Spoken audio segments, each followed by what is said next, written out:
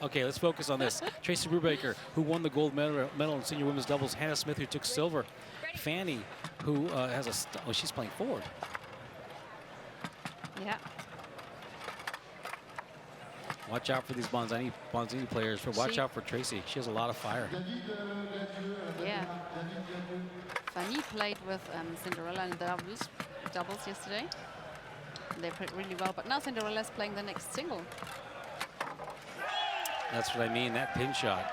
And I usually see it from the pull side. Here's one from the push side. They put that thing on goal so much. You watch these French players, and they do it on both deep sides from the pin shot, and then the banks come in, and then you're just like, what is happening here? They're amazing from their 2 bars. Try to get a little sneaky there and shoot a quick first hole.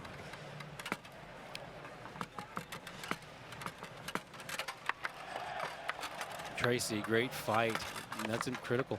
Looks like Hannah's just trying to get some cheap ones, and maybe she needs to reel it in and take care of that possession, or this is going to happen, and that 1-0 lead immediately disappears.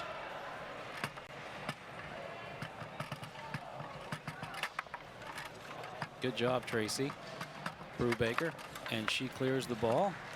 So Hannah's had 2 possessions now, and she's shot a couple of tricky, clever points, and now they get the 2 holding service on their table.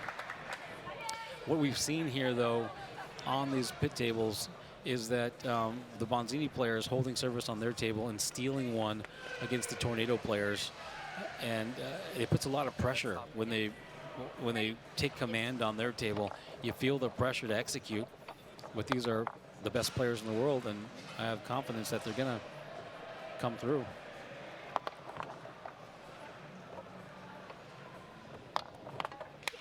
Defensive stop. Hannah returning fire on defense.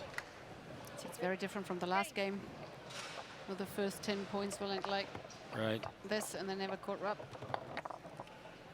Beautiful brush pass. Now, Tracy, who just won the gold medal in women's senior doubles, is a real cagey veteran. She's also a very experienced player, and she's fiery. Fiery? Fiery meaning she'll emote when something goes well.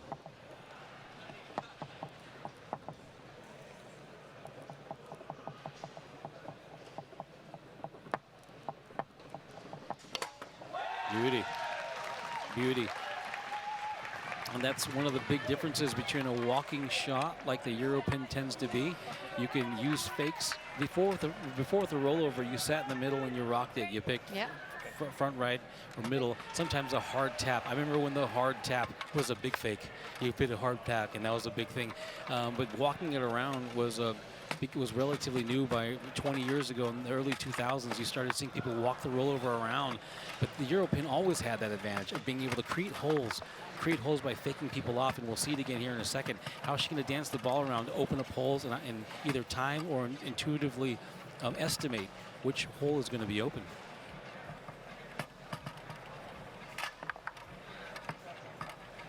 And I like that. And oh, wow. There you go, returning fire, Tracy. That's a huge point. Wow. Ready? Ready. Now, is that specific to the Bonzini table, or can you play the same on Tornado? Are you talking about the pin? Are you talking about the dancing the ball around? Yeah, dancing the ball around. Well, we didn't think that the Europin was effective on Tornado because we had some of the greatest European players come for many years, including Dieter Thiele and Giuliano Bentivoglio and Coletta. Those guys were coming from Europe in the 80s, and they were doing really well. They were taking second and third in our open events at the Tornado Championships, but they weren't winning. And then Frederico Collignon comes along, and he takes control of our championships for over a decade. So he pretty much, and that's amazing. They picked up 2. This is huge for the Americans to steal 2 back on the Bonzini table. But Frederico Collignon came along, and no one has ever shot it like that on Tornado since, before or since or anywhere. By the way, it's stunning that the Tornado was his weakest table. Well, a quick one back on a 5-bar pass. It scores, and these ladies are going back and forth, back and forth. There's no closing the gap right now. They keep stealing points on each other's tables. Hannah just needs to shoot a really good shot here, and hopefully she doesn't get too quick on shooting a cheap one. That's what I meant. I think she's rushing a little bit.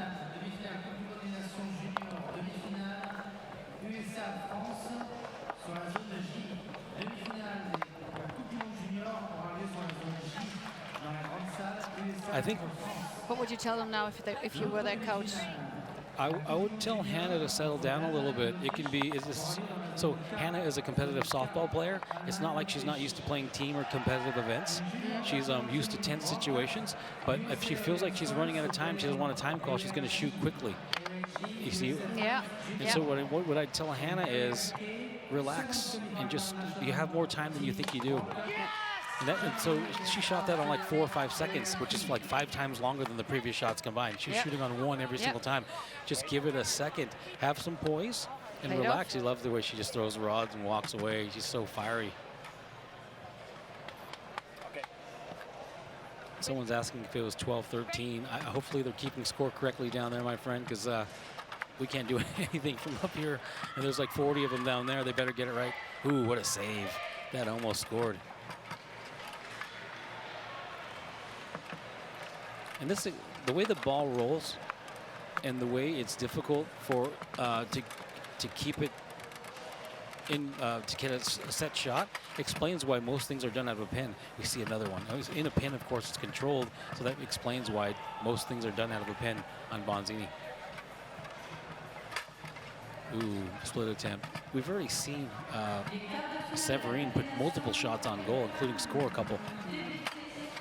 Great block by Tracy.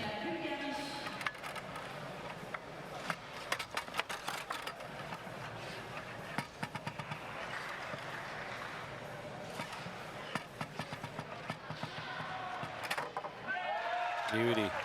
This is so good. Yeah, this could easily be the final. Yeah, and the accuracy is so sharp. Even Severine is putting so much pressure with her 2-bar shooting. I like how authoritative Hannah is with her passing right now. Yeah. And there's a lot of... Maybe she heard you. Should take some time. That wasn't even that much time. It's worked, and it's great, but it's still within 4 seconds. If it's working, I don't care how quick you shoot it if it's working. I just need her to know that she has more time than she thinks she does, so she doesn't rush her shot. Yeah. Meanwhile, Fanny's showing is a picture of poise, right? She doesn't look like she's stressing at all. She looks like she's had a day at the park. That's true. She seems very calm, but maybe it's just her poker face. That was a fortunate block. I think she went for the angle. Oh, almost got the sharp pass through the wall.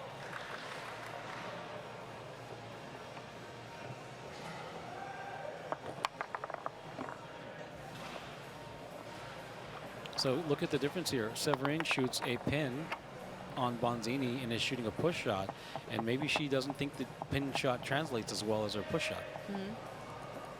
Interesting how they play totally differently on the 2 tables. No, that's poise. She probably took 12 seconds. It took a long time, and she's very comfortable taking tons of time. Oops. How long can you take? Is it 10 seconds? That time was a much shorter shot, but you have 15 seconds on your 3-bar. 10 on the 5-bar. 10 on the 5-bar. Correct me if I'm wrong. I think it's the same as standard rules. 10, 15, and 15.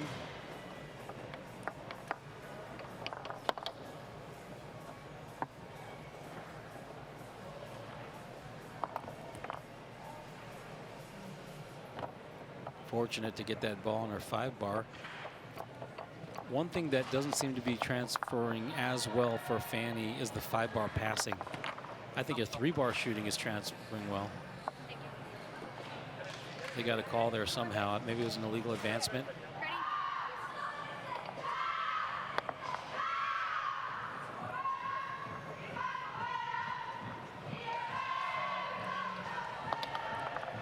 Who's making so much noise? It's the one of their teams is losing their minds over there. Severine with a big block, giving her team a shot.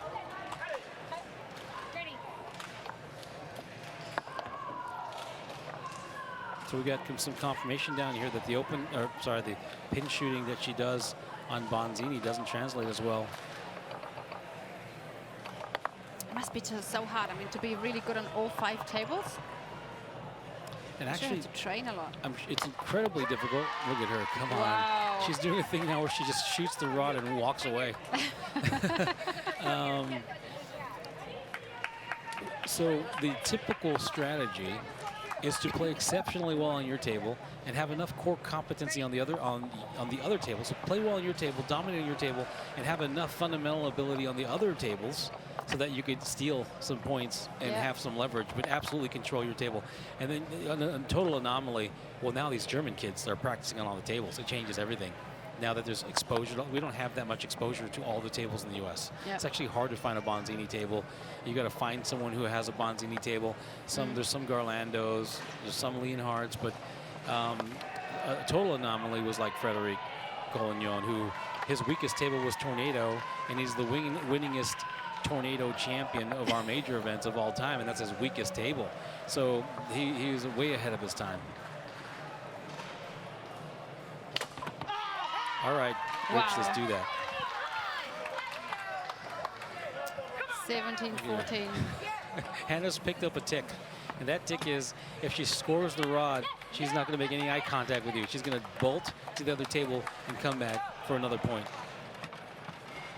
So, you know, we have Rich Lopez in the chat, and he was from Fremont, California. I was from East Side, San Jose, California, and we played for, it was 50 cents to play. And that 50 cents was your whole world. It was your whole world. And I'll talk about that in a second, because there's all, you know, we didn't have any organized, we had a couple of pros, local great pros, but no one had really won anything. What a great pickup. What a great pickup. But throwing the rod at someone like Hannah does was kind of like throwing the gauntlet. If someone was throwing the rod at you, other things you point at the goal when you scored. If you scored and pointed at the goal, those are attacks on your moral fiber. Yeah. But Fanny with the defensive pickup, and let's see, now we see Severine where she's comfortable in that pin shot.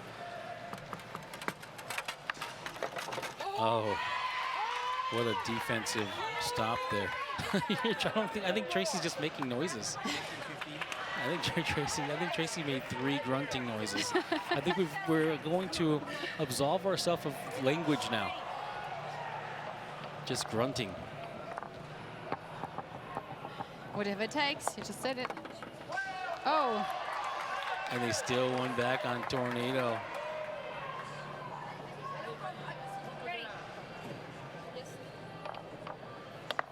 She's just snapping off that lane pass, and she's going out after it over and over and over, just cracking that lane pass and fearlessly catching it. You see, there's if you do that, if you're playing for 50 cents and it's 2-2, and you snap off a pull shot, recoil it, and turn your back away in disgust, there could be a fight. There could be a fight on the table right there.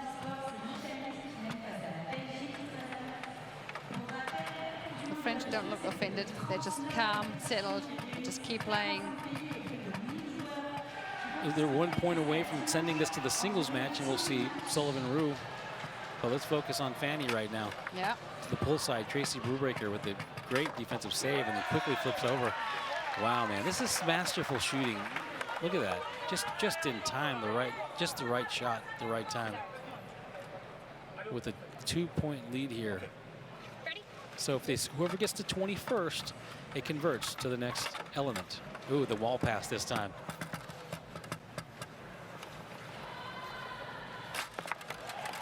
Another opportunity, and they only get 1 timeout, so they're very judicious with it.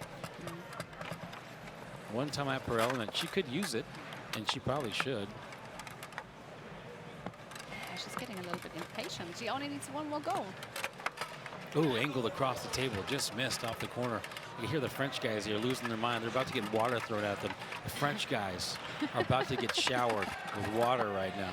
They're drinking beer already. I can't believe it. Is it beer o'clock yet in They Germany? have their beers out of this point. Those guys are going to throw beer at me. Is your pink tie waterproof, Mark? There it is. You're There's going a to get in timeout. trouble.